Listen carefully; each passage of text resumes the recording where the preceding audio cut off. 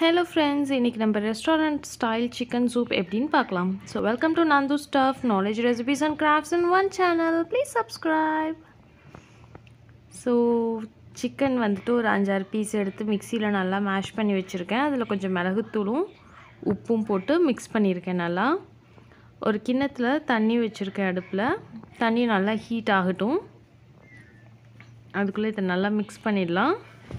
கொஞ்சம் ப்ரிப்ரேஷன் வேலை முடிச்சு வச்சுக்கலாம் அந்த தண்ணி ஹீட் ஆகிறதுக்குள்ளே.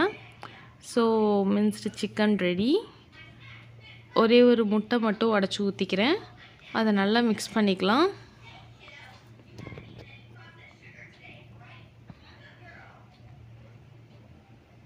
நல்லா பீட் பண்ணி வச்சுக்கிட்டாச்சு. அதில் கொஞ்சோண்டு சால்ட் போட்டுக்கிறேன். சால்ட் போடுறப்போ இந்த ரெசிபி பொறுத்த வரைக்கும் சால்ட் போடுறப்போ ரொம்ப கேர்ஃபுல்லாக இருங்க. பிகாஸ் ஒன்றுத்துலேயும் நம்ம தனித்தனியாக சால்ட் ஆட் பண்ணுறப்ப ஏதாவது ஒன்றில் கூட போனாலும் கொஞ்சம் கறிக்க ஆரம்பிச்சிரும்.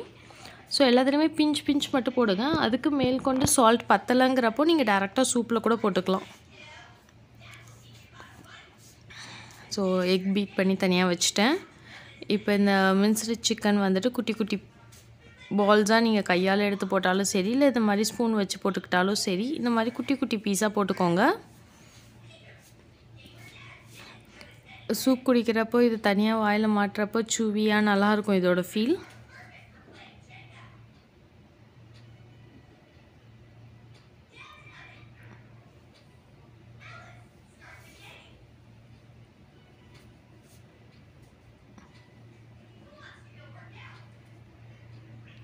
ஒரு ஸ்பூன் கீழே போட்டுட்டேன் சிக்கன்.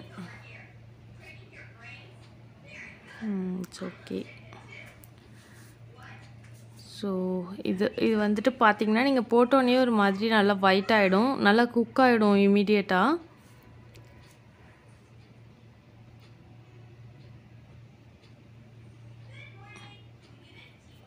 இப்போ கார்ன்ஃப்ளவர் ஒரு 2 ஸ்பூன் எடுத்து தனியாக வச்சுருக்க ஒரு கிண்ணத்தில் அதில் தண்ணி விட்டு கொஞ்சம் நல்லா மிக்ஸ் பண்ணி வச்சுக்கிறேன்.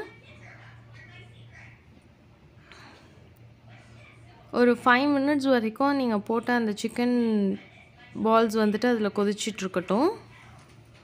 இப்போ சோயா சாஸ் ஒரு ஸ்பூன் அளவுக்கு, ஒரு சின்ன ஸ்பூன் அளவு, ஒரு ஸ்பூன் அளவுக்கு ஊற்றுறேன். ரொம்ப கேர்ஃபுல்லாக இருங்க. கொஞ்சம் கூட போனாலும் அப்படியே கலர் மாறிடும் சூப்போட கலர். ஸோ டொமேட்டோ சாஸும் அதே மாதிரி ஒரு ஸ்பூன் அளவுக்கு ஊற்றிருக்கேன். இப்போது முட்டை நம்ம அடித்து வச்சுருந்தோம் இல்லையா, அதை கொஞ்சம் கொஞ்சமாக அப்படியே ஊற்றிட வேணாம், கொஞ்சம் கொஞ்சமாக ஊற்றி மிக்ஸ் பண்ணிக்கலாம். அந்த மாதிரி கொஞ்சம் கொஞ்சமாக ஊற்றி மிக்ஸ் பண்ணிக்கலாம். இது எப்படி இருக்கும்னு பார்த்தீங்கன்னா அப்படியே ஒரு மாதிரி திரியாக வந்திருக்கும் உங்களுக்கு தண்ணியில்.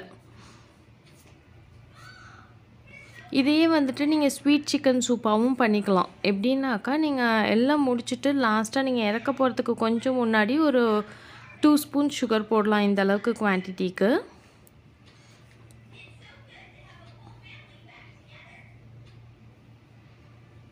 இப்போது இதுவும் நல்லா கொதிச்சிருச்சு. கார்ன்ஃப்ளவர் கலந்து வச்சுருந்தோம் இல்லையா தண்ணியில், அதை இப்போ போட்டு நல்லா மிக்ஸ் பண்ணுறேன். இதுதான் திக்னஸ் கொடுக்க போகுது சூப்புக்கு. எப்போதுமே ஊற்றின உடனே திக்னஸ் கொடுத்துறாது, கொஞ்சம் வெயிட் பண்ணுங்கள். அது பாயில் ஆக ஆக கொஞ்சம் கொஞ்சமாக திக்கன் ஆகும்.